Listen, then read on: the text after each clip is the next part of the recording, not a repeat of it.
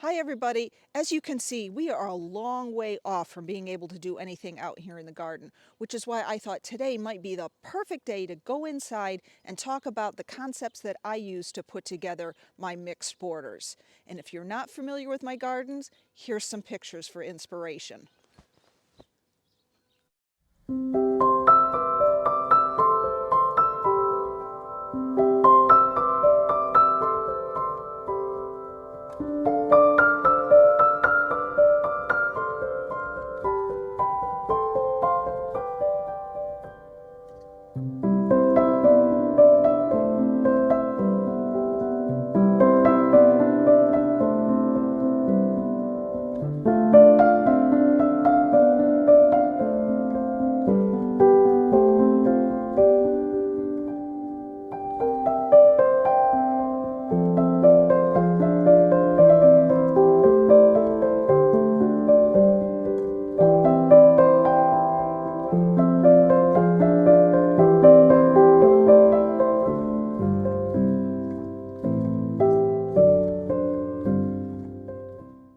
We started out with a house in the middle of a field, and then with each snowfall, we'd go out and we'd shuffle different garden designs in the snow until we found something that we liked.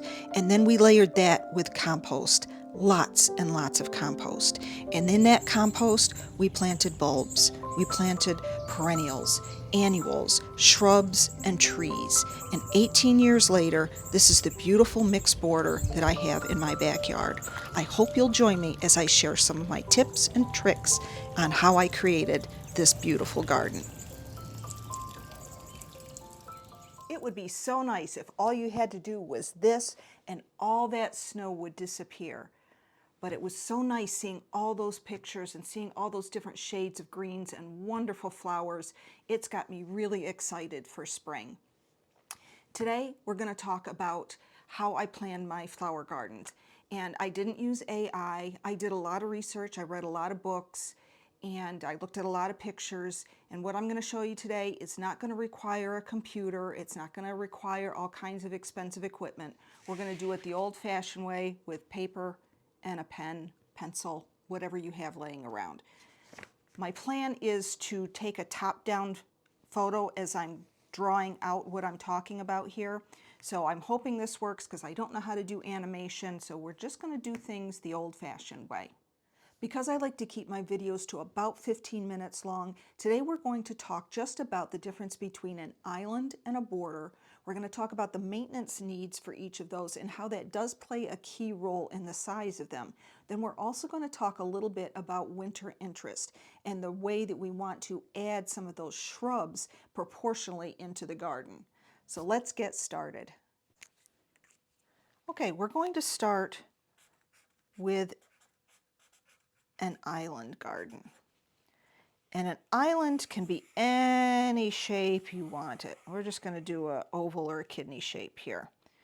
Now, an island is something that you can walk around and view from all sides.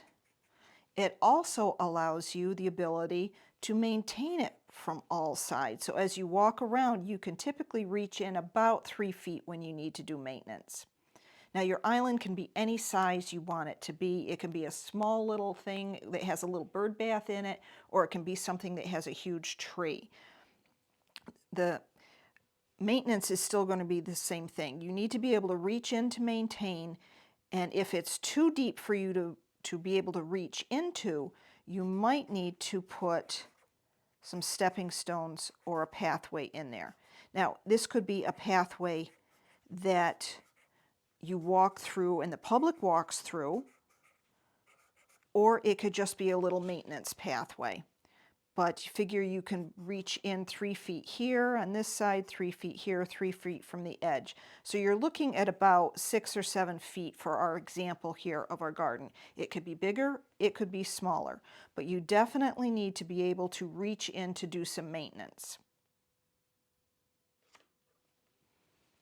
Let's now talk about a border. A border has a backdrop. Now that backdrop could be anything, a hedge, it could be a fence with vines growing on it. It could be your house. Here's the back of your border, and then your garden is going to come out from here.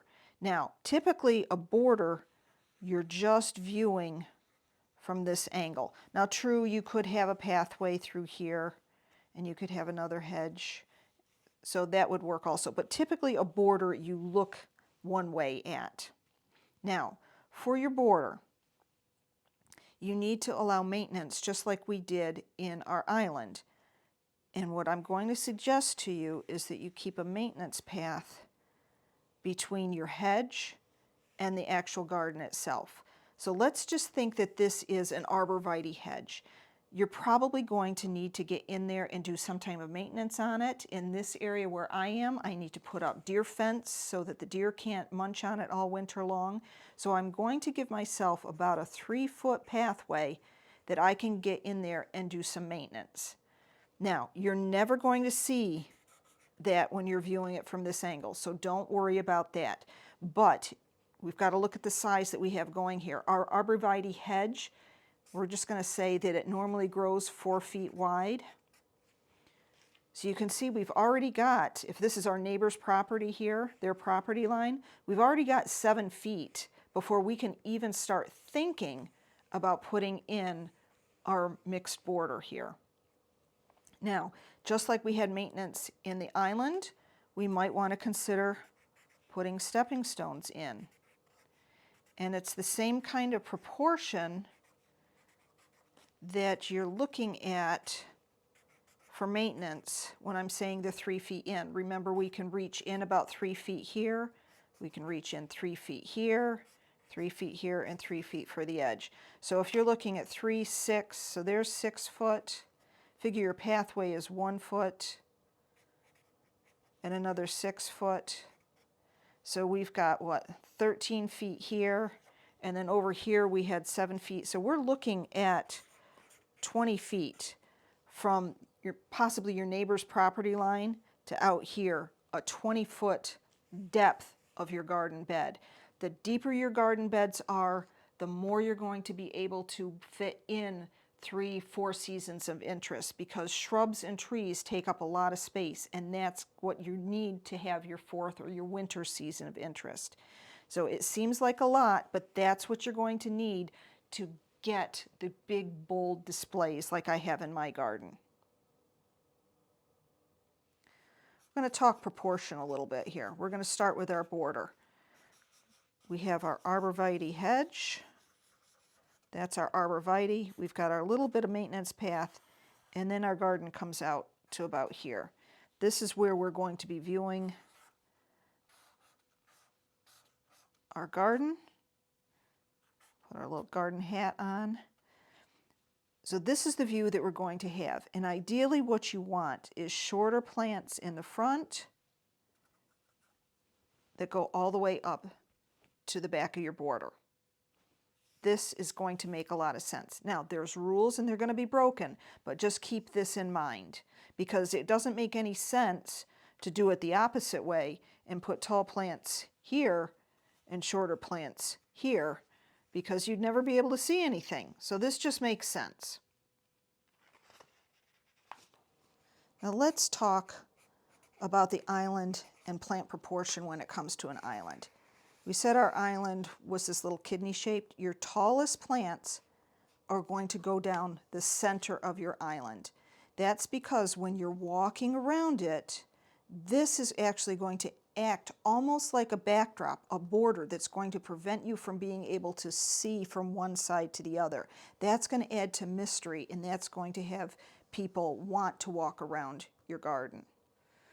Now let me explain this a little bit further for proportion-wise. If this is a 6-foot plant in your garden, you don't want to put it too close to the edge, because you would be looking at it like this then. And this would force you to constantly be looking up, tipping your head back to look at the tallest plant in the garden. And that's an awkward position, and it makes it not as pleasing to the eye, so to speak. You want to keep your eye level or just a little bit up there. But this is an awkward angle. So you need to make sure that your island bed is at least as tall or as wide as the tallest plant. So if your tallest plant is 6 feet, this side of the island should also be 6 feet. That means that you would be out here looking at it, and it's a little bit less of a crick in your neck to look at this tall plant. Now, ideally, make it 8 feet. Again, that's a little bit easier on the eye than tipping your head back. So just keep this proportion in mind when you're designing your island. Same kind of thing when you're doing the border, but you definitely want to keep the view very comfortable to look at. Now, I'm sure some of you are looking at my diagram here and you're saying, my goodness, that's so much space. How am I ever going to fill something that's 20 feet deep? That's going to take an awful lot of plants. But I want you to understand something when you're doing a mixed border. A mixed border is a combination of annuals, perennials, shrubs, small trees. So if you start to add in some shrubs in here, and that again is going to start adding winter interest, I want you to think about, what if we decided that we wanted to put a limelight hydrangea right here? Now, remember we said that from basically this spot to this spot is 6 feet. A limelight hydrangea can get to be 8 feet wide. That's going to fill up almost this whole area. Look at how much space we've lost. Well, not lost, but how much space this shrub is taking up. That's leaving us only 6 feet in here to do other plants. And there's many plants that are this size, wigelias or a 9-bark. So when you start adding in your shrubs, that's going to really start to bring this down into a more manageable scale to add in perennials and other things. So when I'm saying that your beds need to be really deep or your gardens need to be really deep, that's to accommodate some of these huge plants that are going to add so much of the winter interest that you need. Now we're going to cover this more in another video also, but just like we did a big shrub here, we're not going to be adding in little perennials like this. What we're going to do is do big groupings of perennials. So figure you're going to do a group that's about 3 feet in size. So you might have to add 5 or 6 plants together to get this big swath of plants. I did that with my daylilies. And daylilies have nice grassy foliage also. But I planted 3 or 4 of them together in one group, and they take up an area that's about 4 feet. Again, notice how we're filling this in rather quickly, even though we had a huge amount of space here. The next part in this process is going to be proportionally adding things into your garden plan. Now to do that, the best thing to do is to get yourself some graph paper and start drawing things out proportionally. Allow for that 4-foot arborvitae hedge, that maintenance pathway that we said was going to be 3 feet deep. However deep you want to make your borders, you don't have to make it as deep as I am. But I think by showing you how that hydrangea went in there, how much space these shrubs can really take up and minimize the amount of space you have to put in your perennials and other plants. So in the next video, we're going to start plotting things out. So your homework is to get your diagram with your permanent features in there. If you want a walkway or anything like that, plot that all out, because we're going to be plugging in the 4 seasons of interest in the next video. I hope you enjoyed this video. Thanks so much for watching, and I hope to see you in the next one. Take care, everybody. Get out in your garden and have some fun.